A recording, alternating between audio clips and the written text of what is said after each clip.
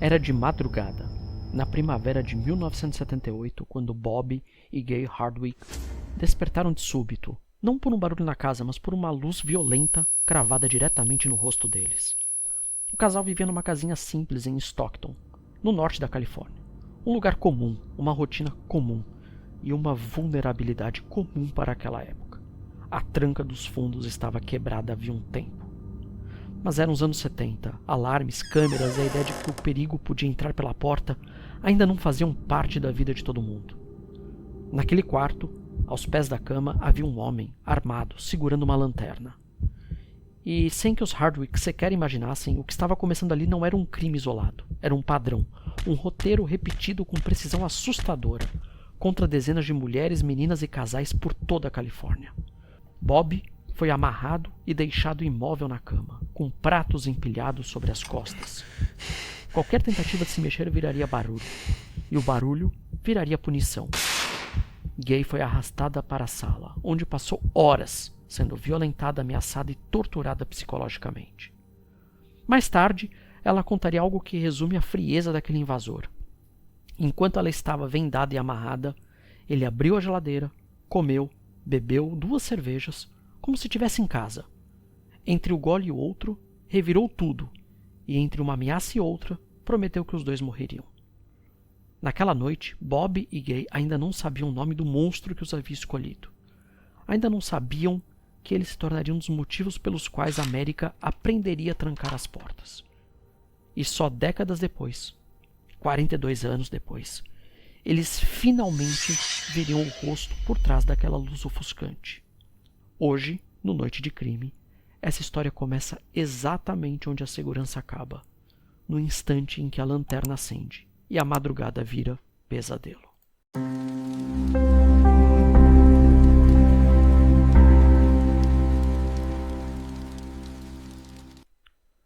O reinado de terror foi tão longo e tão metódico que, por anos, a polícia acreditou estar diante de vários criminosos diferentes. Era como se a Califórnia inteira estivesse sendo caçado por sombras, que mudavam de rosto a cada cidade. A imprensa ajudou a costurar esse mosaico de medo com novos nomes, como se batizar o monstro pudesse torná-lo compreensível.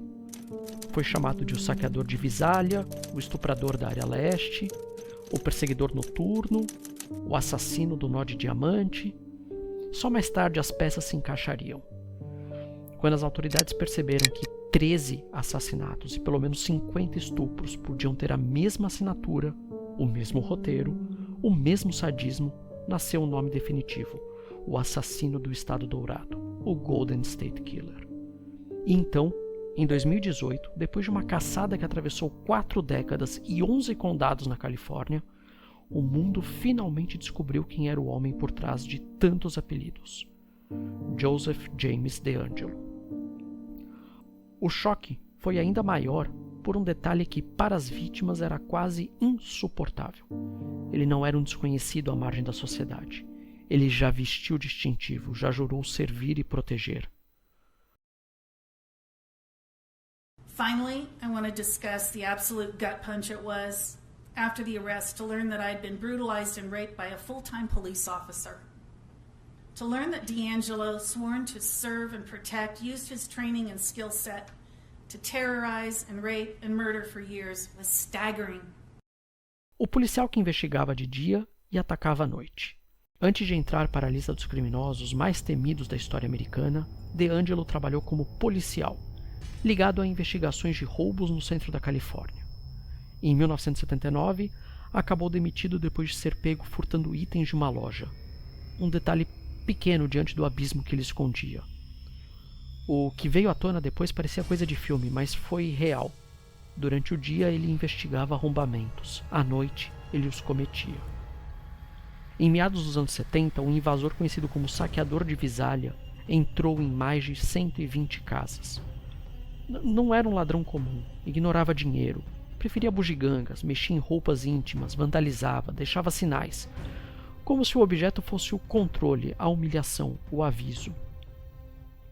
Em 1976, DeAngelo se mudou, cerca de 340 quilômetros ao norte, e aconteceu algo que, na época, parecia coincidência. Os crimes no sul cessaram e, de repente, Sacramento passou a enfrentar uma onda de invasões e agressões sexuais. Um roteiro repetido e cada vez mais cruel. Os ataques no norte da Califórnia pareciam seguir sempre o mesmo padrão. Dias, semanas, às vezes meses antes, vítimas relatavam ligações estranhas, uma respiração pesada do outro lado da linha e silêncio. No começo ele caçava mulheres sozinhas, depois evoluiu. Passou a preferir casais, transformando o lar, o lugar onde ninguém deveria tocar em você, num palco de terror. Os homens eram amarrados e imobilizados com um detalhe perverso.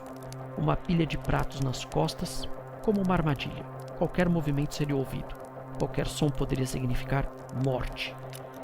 E as agressões duravam horas. Ele parava para comer a comida das vítimas, vasculhar a casa, abrir gavetas, escolher lembranças, como se o tempo também fosse dele. No fim, desaparecia sem pressa, deixando pessoas amarradas, sem saber se ele realmente tinha ido embora ou se ainda estava ali, no escuro, observando. Ele também provocava a polícia. Ligava para delegacias, debochava, avisava que já tinha escolhido a próxima vítima.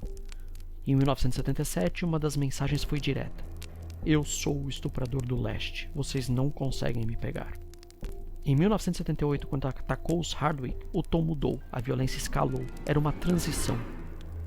Tivemos muita sorte de sobreviver, diria Gay anos depois. Porque pouco tempo depois a onda de ataque em Sacramento cessou, e o que começou a seguir foi ainda pior, quando o estupro virou assassinato. Em 1979, DeAngelo voltou para o sul da Califórnia, e foi ali que os crimes deram um passo definitivo para o abismo. Os assassinatos começaram. Com a nova década, veio um novo apelido aos jornais: o Perseguidor da Noite. Por muito tempo, a polícia sequer percebeu que existiam dois predadores. Anos depois, para diferenciar de Richard Ramirez, DeAngelo acabou sendo chamado de Perseguidor Noturno Original. Ele confessaria ter matado 9 pessoas entre 1979 e 1981, mantendo o padrão: invadir casas, atacar casais, transformar a intimidade em pavor. Outros casos mais antigos também seriam ligados a ele. Houve silêncio de 5 anos, um alívio enganoso. A dúvida rondava: teria morrido? Teria sido preso por outro crime? E então veio 1986. Na última aparição conhecida, o Golden State Killer invadiu uma casa no condado de Orange e matou Janelle Cruz, de 18 anos. Foi a última vítima confirmada. E depois disso, ele simplesmente sumiu por décadas. A captura que ninguém esperava. Em 2018, com provas genéticas preservadas desde os anos 70 e 80, investigadores tomaram um novo caminho e controverso. Recorreram ao banco de dados de genealogia para encontrar parentes distantes do criminoso e reconstruir uma árvore familiar até chegar ao homem certo. O perfil psicológico apontava para alguém muito específico, um ex-policial, com histórico de morar em cidades ligadas aos crimes. Fotos antigas e retratos falados pareciam assustadoramente próximos. Faltava apenas uma coisa: o DNA dele. Após semanas de vigilância, conseguiram uma amostra descartada, um lenço, e então veio a confirmação: batia. O assassino, Golden State Killer, finalmente tinha um rosto.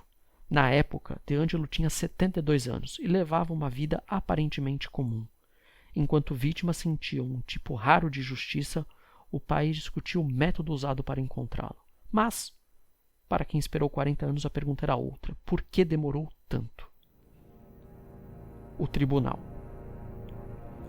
Por causa do prazo de prescrição na Califórnia, ele foi formalmente acusado principalmente por homicídio e sequestro. Muitos estupros e roubos, apesar de admitidos, já não poderiam ser punidos como deveriam. DeAngelo fez um acordo para evitar a pena de morte. Declarou-se culpado de 13 homicídios e 13 sequestros, e foi condenado a múltiplas prisões perpétuas, sem possibilidade de liberdade condicional. No tribunal, ele ficou em silêncio enquanto os sobreviventes contavam o que viveram. Fotos das vítimas eram erguidas como um lembrete. Por trás dos números existiam nomes, famílias, vidas arrancadas. E no fim ele falou.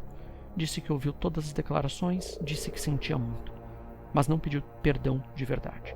tentou empurrar a culpa para um outro eu, um alter ego que ele chamava de Jerry, como se o horror pudesse ser separado em duas pessoas, como se existisse um monstro dentro dele que o obrigou.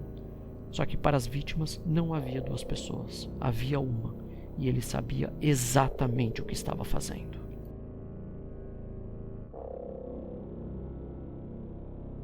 Se tem uma lição aqui, ela é simples e desconfortável. Ninguém vive fora do próprio rastro. Rotina deixa pista, tempo deixa pista, e o que você descarta, às vezes, volta como resposta. O crime perfeito não caiu por um plano de cinema. Caiu porque o mundo aprendeu a ler sinais que antes pareciam invisíveis. Agora volta à pergunta do começo. Se o passado não esquece, o que mais hoje ainda está só esperando a tecnologia certa para ser descoberto? No próximo episódio, a queda não vem de um laboratório, vem de um relógio, de um smartwatch, um dado simples. Um número que destrói um álibi inteiro,